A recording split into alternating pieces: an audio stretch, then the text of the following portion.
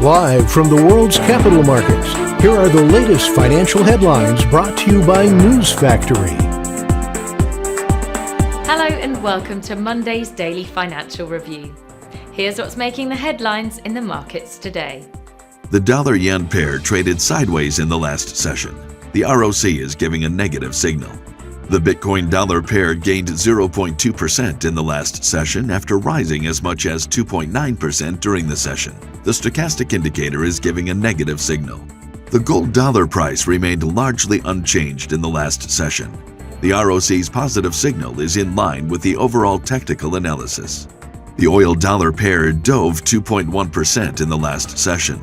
The Williams indicator is giving a negative signal. Coming up, the choices from our chief analysts for today.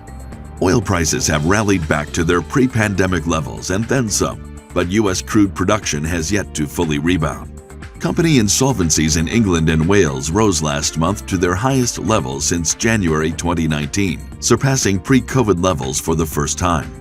The U.S. dollar remained under pressure a day after the Bank of England and European Central Bank adopted more hawkish stances than markets had expected. Those were today's major economic events. And now, moving on to world financial headlines. The U.S. 3-month bill auction will be released at 16:30 GMT. The U.S. 6-month bill auction at 16:30 GMT. Japan's CFTC JPY NC net positions at 20:30 GMT.